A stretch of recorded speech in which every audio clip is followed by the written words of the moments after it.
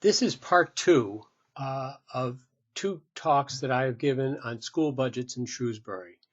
The point of this is to try to take something that's very confusing, has a lot of jargon, a lot of very technical things, and try to make it a little bit more understandable so that in so much as issues that are coming up can be predicted and mitigated, we'll be in a better position to do so, both as a school committee and as a community. So today we're going to discuss costs and various issues on the cost side. And with regard to these expenses, we're going to talk about the fact that once a budget is established, the problems that arise in establishing new budgets in following years have to do with volatility, they have to do with inflation, the rate at which you can predict costs will go up, and also with regard to outside expenses that the town or that we as taxpayers may need to pay and that crowd out our ability to fund the schools. So in this presentation, I'm going to give you some perspectives on inflation. I'm going to give you an overview of teacher costs, which are something that we talk about a lot. I'm going to give you an overview of special education costs, and then also discuss health insurance costs and how these costs themselves can crowd out a community's ability to pay for education. Now, with regard to the inflation that we can expect, in general, in Shrewsbury and in the state as a whole, 3 to 4% a year is a realistic amount. And even in Shrewsbury, where the cost per pupil are in the lowest 20%, 4 out of 5 districts in the state cost more per pupil than Shrewsbury does. So we've kept costs under good control, but that does not mean that we are immune to inflation at all. And so this is kind of a base expectation, 3 to 4% a year, very reasonable expectation with regard to inflation. And this is a look at inflation in general. It's a very busy slide, but I don't want you to get too carried up with the detail. There are basically a few points I want you to get. First of all, the fact is that the Consumer Price Index, which is what we call the general inflation, is made up of 9 other indexes, other areas of inflation. And that means that certain fields, such as medicine, housing, durables, and the like, each have their own inflation. And these are averaged together for the overall inflation. The other point I want you to get is that if you look at these trends over time, that things that have inflation that is above average tend to always be above average. Things that have inflation that are below average tend to always be below average. And finally, that even though you might think that the area of our economy with the highest inflation is medicine, that in fact it's education. And that medicine is actually number 2 under these circumstances. Most of this high inflation has to do with education in colleges, but nonetheless, it gives us a hint as to what kinds of services end up costing more just by their very nature. Now, what is it about the nature of certain fields that would lead to inflation that is higher than other fields? Well, here's an example. Let's look at farms. Now, if we look at a farm during the 19th century, basically a farmer, a hoe, and a mule, and the intensity of work, the labor intensity of production was quite high. If we looked at our economy, over 80%, maybe even as much as 90% of the people were involved in agriculture. People worked hard to produce food, and the cost was fairly great as well. If you weren't producing your own food, chances are you were spending 40% or more of your income just to feed yourself. If we look at today and what is going on in agriculture, massive automation, massive increases in productivity. People have been carved out of the equation. Less than about 2% or 1% of our populace is actually employed in agriculture right now. So we've carved people out of the equation. We've increased the productivity of those individuals who are in agriculture and brought costs down so that the average family today is only spending 10% of their income on food. So this is the nature of something that is pulling down the cost of productivity. And as a result, pulling down the average of inflation. Whereas there are other fields, and there are a number of fields we could use, but I've chosen education here as a good illustration. And if we look at a 19th century classroom, we see basically that we've got a class in which school is starting in September, it's ending in June, It starts at perhaps 9 o'clock or 8 o'clock in the morning. It ends at 2 or 3 in the afternoon. There's one teacher and 20 or 25 students. And if we look at a classroom today, about the same thing. And so you don't have this massive increase in productivity per individual employed in the field. As a result, these fields tend to cost relatively more. And the important point here is that if we look at this picture again, this is exactly what parents and students and teachers want. They don't want a class of 1,000 students. They want a class where the teacher has time to devote their attention to the individual student and build their potential and their character. So that's what we're paying for, and that's exactly what we want. Now, even school budgets contain several different inflation rates. So teaching is one, and I'll talk about two factors that push up the total cost of teaching. Special education is another that commonly gets discussed, especially out of district and high need students. And then finally, I'm going to talk about health insurance, which is virtually always a few points above inflation and contributes in more than a few ways to our ability to pay for education.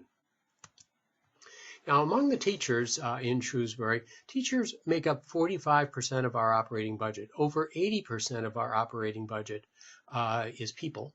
And of this, 45% of the total amount of the budget is teachers.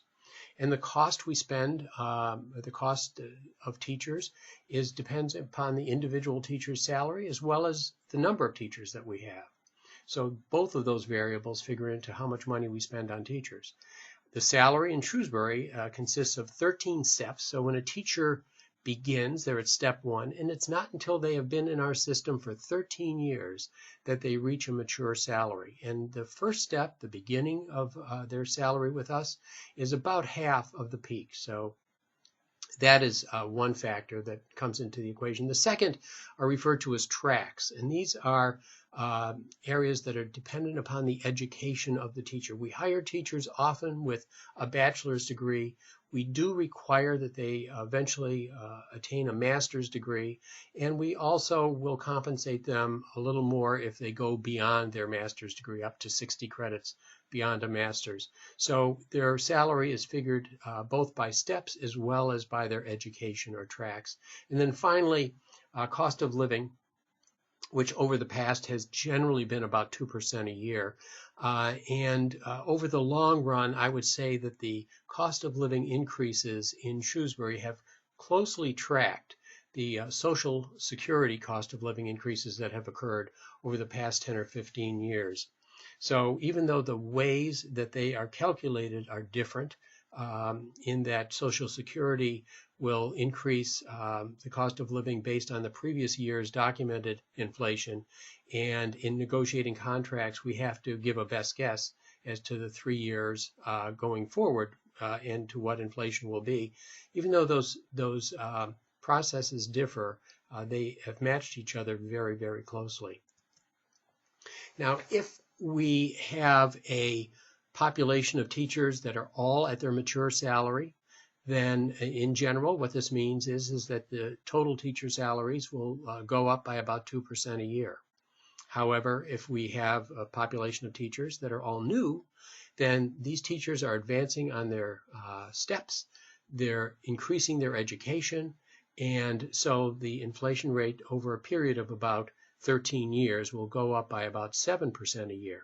So the paradox here is that in instances in which we have higher inflation for the teachers because of these reasons, that we're actually saving money over having a group of teachers that are fully mature with regard to their salary. And if we look at the salaries of these teachers and compare them to the typical salary for someone who lives in Shrewsbury and has an advanced degree, basically it's in the same ballpark.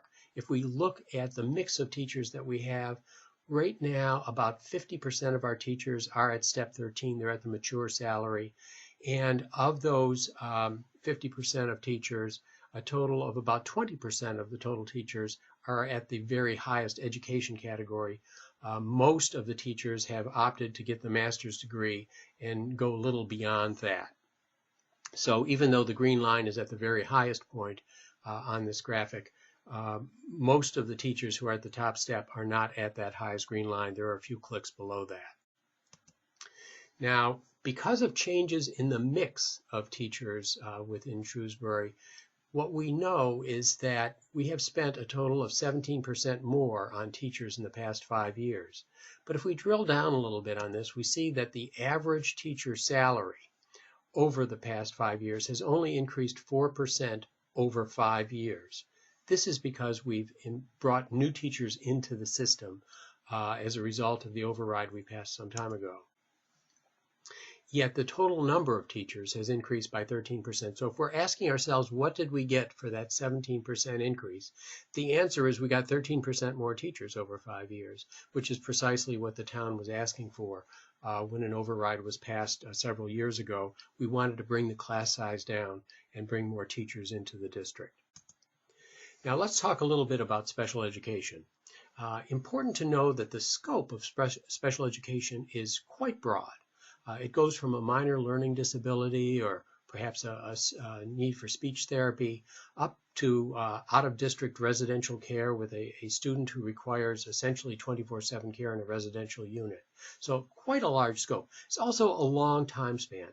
A typical student may enter our system at age 5 and graduate from high school at age 18.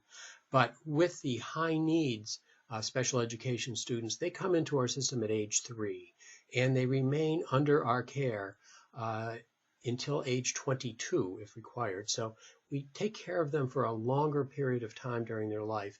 And the special education budget is affected both by inflation as well as volatility. In our district, about 14% of the students have a special education plan, and this is a lower percentage than the state average as a whole, but still a significant number of our district. If, however, we look at what the needs are of these students, what we see is that if we drop them into cost categories, that of our 819 special education students, most are in the lowest cost category. In basically under 42,500 of cost above the average student is where the breakpoint is for applying for additional state aid to help us with the cost of special education. So I've categorized people in this manner. Note that although we think a lot about and we hear a lot about the very high cost special education students, that the vast majority, 715 of our 819 students, are in the much lower cost category and are not eligible for additional aid. Note also that if we look at where our money goes in special education, again, even though we have some students that may cost $300,000 or more per year in residential care, that still most of our money is going towards those students who may require much more restricted services. And that is important to know in understanding the special education system. If we look at out-of-district special education tuition, that is an area of high volatility and high inflation. These are facilities in which there is not a great deal of choice. There's no negotiation regarding tuition. The tuition is set by the state. The institutions themselves can appeal to the state for increases and get it at a point in time in which it can disrupt a particular school district's budget, but over which we have essentially no control. What we've noticed is that this goes up by about 7% a year, and that the volatility can range from going down a little bit from one year to another to increasing as much as 20% in the total outlay for special education out-of-district tuitions. So what this all boils down to is that we have multiple sources of funding for special education. We have a federal grant, that is the lower blue line, and what you can see is that it is not a large amount of money. It is flat to decreasing and is not helping us with the volatility or inflation. Then there is the red line, and that is the portion of the state's foundation budget that provides us with some funding for special education. That is an area which also is flat. The green line is a reimbursement from the state for the students who are particularly high cost, and that is something which is a significant amount, But nonetheless, if you look at the total amount here, what you see is that the purple space, the area that is provided by the town itself, is not only responsible for the majority of funding going to special education, but also bears the brunt of both inflation and volatility. And those are important points to make. So what we need to know is that aid from the federal government is flat. State aid from circuit breaker buffers us, but does not protect us from inflation or volatility. And most of the volatility and inflation is borne by the town.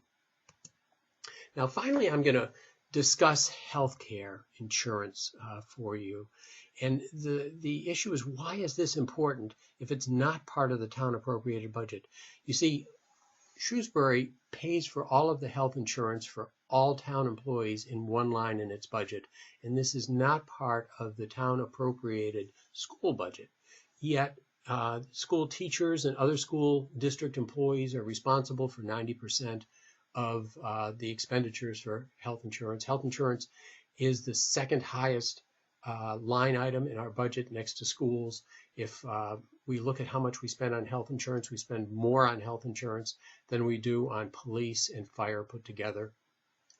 And locally, increases in the cost of health insurance are going to leave less for the town to pay for the school budget. Statewide, more of the pie is going to health care, and therefore less of the pie is available to come over to education. And then finally, taxpayers themselves get lower raises, higher payroll deductions, higher copays and deductibles, leaving less for everything else. And employers can certainly feel the brunt of this, since an employer contribution for health insurance can easily exceed $6 an hour. This is a graphic of how much we spend locally in Shrewsbury, and it's been going up by about 5% a year, probably doing equal to or better than the state as a whole with regard to the cost of health care. But nonetheless, 5% is above the amount of money that we're able to inflate the school budget by. And this year we're predicting that these premiums are going to go up by 10% or so. So again, an indicator as to one more reason why the town may have less money to spend on education. If we look at the state, what we can see is that if we go back to fiscal year 01, for each dollar that I would send to the state in taxes, they used to be spending about 30 cents on the dollar for health care. Today, if I send a dollar to the state in taxes, about 45 cents is going to health care. Meanwhile, in fiscal year 01, of each dollar that I sent to the state in taxes, about 22 cents was going to education. And today, that same dollar, only 18 cents is going to education. So healthcare is beginning to crowd out education. And to give you a graphic example, for fiscal year 18, the state has increased the amount of money they're putting into education by $90 million, but they've increased the amount of money they're putting into healthcare by $900 million. Looked at another way, if they were able to cut the increase in the cost of healthcare by perhaps 1/10, 10%, they could double the amount of money that they put into education. Now, this graphic gives us an illustration as to what's happening to paychecks. And basically, over a span of time nationally, where paychecks increased by about 50%, deductions from paychecks increased by 200% for contributions to health insurance premiums. So that gives you an idea as to how the payroll deductions for people can actually erode any raises they may be getting. Similarly, if we look at it from the point of view of the employer and the cost of having employees, we've all heard about how income has not kept up with the rest of society, that many people's incomes are flat. And the lower green line on this graphic illustrates that. But if we look at the higher blue line, what we are seeing is that if we add in to the cost of an employee, not just their hourly wage, but also the cost of benefits, primarily health insurance, you see that a very large gap is opening up as the amount of money that has to pour into benefits has essentially been eating up a lot of potential for giving employees raises. So what are the pressures in the future? Well, maintaining class size is going to put us in a higher inflation category than the Consumer Price Index. And we need to recognize that that is not a management failing, that is the nature of the service we are providing. Special education is a high inflation service. Regulations and state control are for out-of-district tuitions leave little or no wiggle room. And although health insurance is not part of the town appropriated school budget, it crowds out funds that are available to schools. Each of these items, by their nature, will go up by more than 2.5%, which is the statutory limitation on property tax in the state at this time. And they're also going to go up more than the Consumer Price Index as a whole. So I hope this presentation has made things clearer for you and that you find this helpful in thinking about funding your local schools.